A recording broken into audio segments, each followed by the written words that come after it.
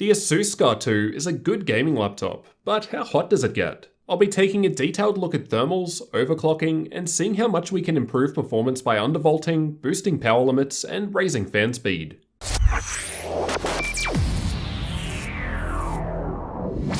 I've got the GL504GV version here, which is the 15-inch version with an Intel i7-8750H CPU, NVIDIA RTX 2060 graphics, and 16GB of memory running in dual channel. The Scar II is also available with RTX 2070 graphics, so expect different results with that configuration. On the bottom of the laptop, there doesn't appear to be that many vents for airflow. However, there is also an intake vent above the keyboard. There was also a heat pipe shared between the processor and graphics, so a change in temperature of one of these will affect the other. The ASUS Armoury Crate software provides different modes: silent, balanced, and turbo. Balanced mode is essentially stock settings, and gives us a 35W TDP limit on the CPU while under a combined CPU and GPU workload, while turbo mode boosts this to 45W and also raises the fan speed to help with cooling.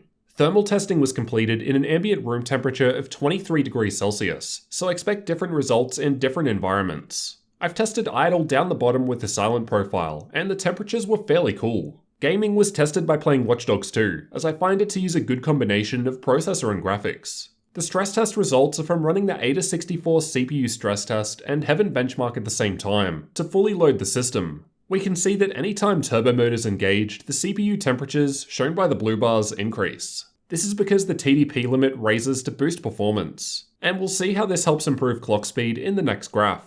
The Thermaltake Massive 20 cooling pad was tested at the top of the graph, and only slightly helped with the temperatures. I suspect due to the small air intakes underneath the laptop. I'll also note that there was no thermal throttling from any of these tests. These are the average clock speeds from the same tests just shown. With the gaming tests, it was possible to boost CPU clock speed by 300 to 400 MHz by enabling turbo mode, though there's no change to the GPU speeds here as turbo mode doesn't perform any GPU overclocking, something I noted that it did do in the Zephyrus S. With turbo mode and the -0.1V undervolt applied to the CPU, it was almost possible to reach the full 3.9 GHz all-core turbo speed of the i7-8750H. With the stress tests running, we were still about 300 MHz behind the maximum possible speed, and the cooling pad at the top of the graph doesn't change the clock speeds here, as there was no thermal throttling. Power limit throttling was the issue here. Despite this, we're still able to get a fair improvement with turbo mode and undervolting.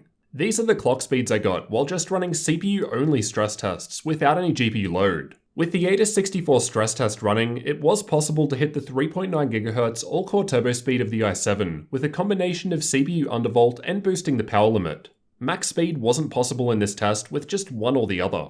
I'll also note that raising the power limit of the CPU was only possible in CPU-only workloads. Increasing the limit did nothing in combined CPU and GPU workloads. It would max out at 45W. Which is why power limit throttling was preventing higher clock speeds in the combined tests shown previously, despite there being some thermal headroom. Here are the temperatures from the same tests just shown. No change with the undervolt applied, while boosting the TDP raises the CPU temperature by 15 degrees Celsius, but then undervolting brings it back 7 degrees at the max 3.9 GHz speed. To demonstrate how this translates into performance, I've got some Cinebench CPU benchmarks here. There's no difference to the single-core results, as this isn't enough load to cause any throttling.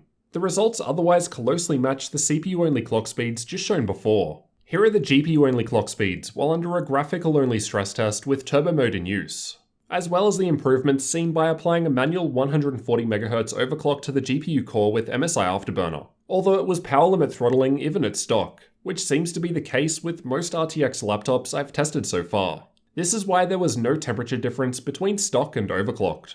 So how do these performance boosts actually translate into games? I've tested with the exact same Windows, Nvidia, and game updates installed. The only changes were the ones listed here. Far Cry 5 was tested using the built-in benchmark at 1080p. At ultra settings, there was a 3% improvement to average FPS, with the CPU undervolted, power limit boosted, and graphics overclocked, the best case scenario.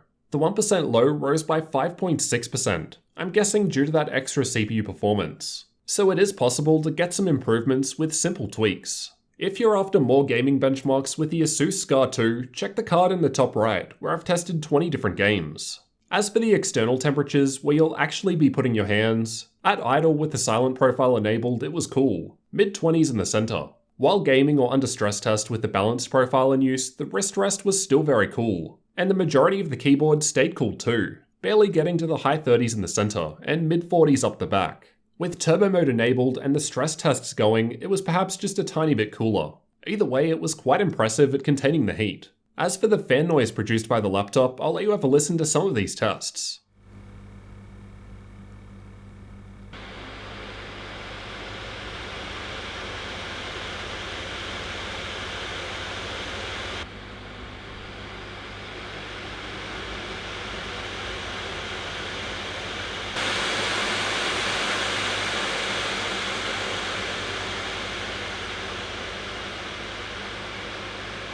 The fan speed was constantly ramping up or down while under any sort of load, regardless of balanced or turbo profile in use. This may be annoying. It changes every minute or so while under load between low speed and high speed. Even if you manually set it to 100%, this still happens. Despite this, at idle it was fairly quiet, with no fan changing noticed here. While gaming or under stress test with the balanced profile, it wasn't that loud, and dropped down fairly low at times. With turbo mode, it did get quite loud, but again would lower back down for a bit before going back up. Personally, I'd prefer a constant speed somewhere in between.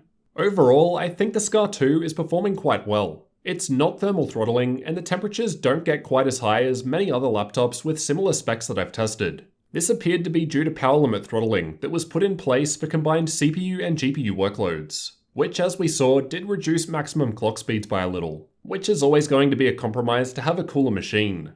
As we've seen, it is possible to improve combined workloads with undervolting and using turbo mode, while CPU-only workloads could be improved by boosting the power limit. Despite the small air vents underneath, it didn't get too hot, likely thanks to that extra air vent above the keyboard. I was surprised at how cool the keyboard area stayed during high load too. No problems there. The only annoying thing was the fans constantly ramping up and down. Perhaps a future BIOS update will allow them to actually stick at 100%, which would further improve thermals at the expense of system noise. The 230 watt power brick also seemed to be adequate. I didn't see any performance loss or battery drain under heavy loads while plugged into the power. 230 watt bricks generally seemed to get paired with the RTX 2070, which is what ASUS also do with the Scar II. So it was good that we still get a higher brick than your typical 180 watts, which seems to be more common with the RTX 2060. These differences in performance shown aren't hard and fast rules. There are different factors which will vary results. Primarily the temperature of the room you're running in, application of thermal paste, and even the specific hardware, which comes down to the silicon lottery. You may not be able to undervolt or overclock your hardware the same as me. It depends on the chip and its specific power requirements, so don't just blindly copy my settings and do some testing to find out where your stable point is for best results. For example, my i7 only got a -0.1 volt undervolt before becoming unstable. I've had other laptops that would easily take -0.15 volts no problem, while there were others where -0.07 was too far. It may be possible to further improve temperatures by swapping the thermal paste. However, as this is a review unit that I have to send back, I'm not able to change the paste. Otherwise, the next reviewer will unknowingly report different results due to what I've done. Undervolting and raising the fan speed is much easier for most people to do, and as we've seen, it did improve performance in the Scar II gaming laptop. A cooling pad can help a little too, though it doesn't really seem to be worth it given the small air intakes underneath, and the fact that there was no thermal throttling, so it won't really help improve performance anyway, just temperatures slightly. Let me know how much of a performance boost you found by undervolting your hardware, and what you thought of the improvements here. And of course, don't forget to subscribe for the full review of the ASUS Scar II gaming laptop, as well as future thermal testing videos like this one.